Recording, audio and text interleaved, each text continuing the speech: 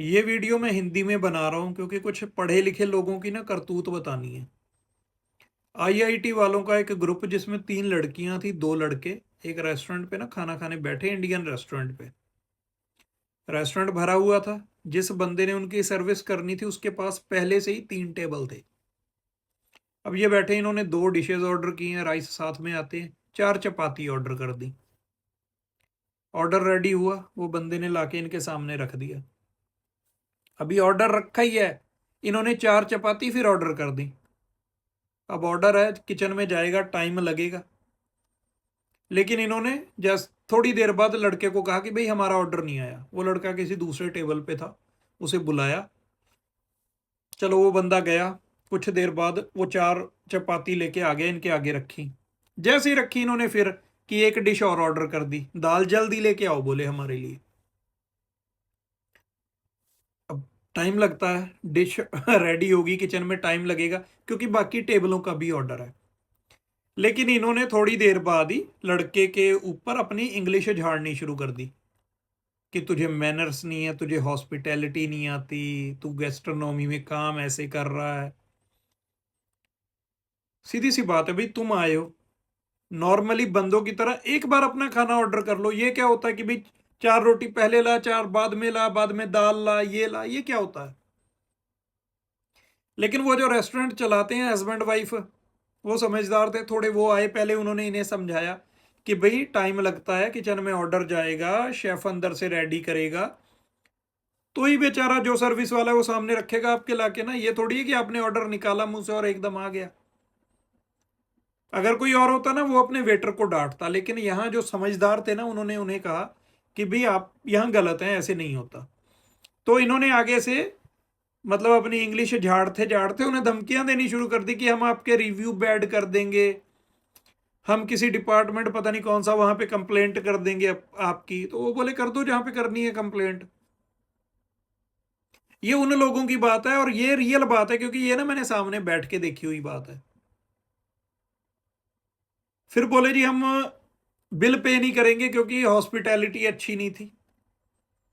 तो फिर वो भी आगे से, वो भी पुराने थे, वो बोले ठीक है हम भी ऑर्डनेंस साउंड और पुलिस को फ़ोन कर देते हैं अगर आपने बिल नहीं जमा करना। कि एक तो यहाँ पे आप हमारे ड्रामा कर रहे हो, उसके लिए ऑर्डनेंस साउंड बुला लेते हैं, बिल नहीं पे कर रहे हो उसके लिए पुलिस बुला लेते हैं। फिर बिल देकर गए, बेइज्जती करवा के गए वहां से।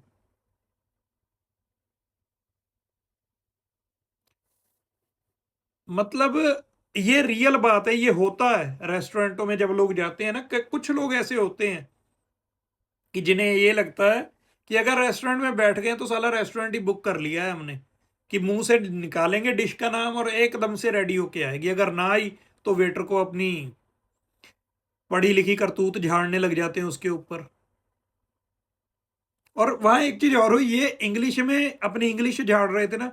जो रेस्टोरेंट के ओनर थे वो आके अपनी डॉइच, वो डॉइच में बोलना शुरू हो गए। अब डॉइच इन्हें आती नहीं थी तो ये हिंदी में बोलने लगे, नहीं तो ये तो इंग्लिश झाड़ रहे थे पूरी उनके ऊपर। ऐसा भी हो जाता है कभी कभी। ये एक ना मैसेज भी है लोगों के लिए, इंडियन रेस्टोरेंट में या किसी भी रेस्टोरेंट में जाते हो ना, सब्र किया करो थोड़ा सा। क्योंकि डिश आप जब ऑर्डर दोगे ना, सबसे पहले तो अगर 5 बंदे जाते हो ना, डिशें पूरी मंगवाया करो।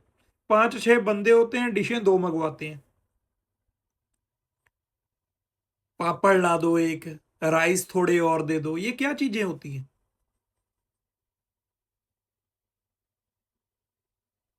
ये मतलब हमारे लोगों की रियलिटी है।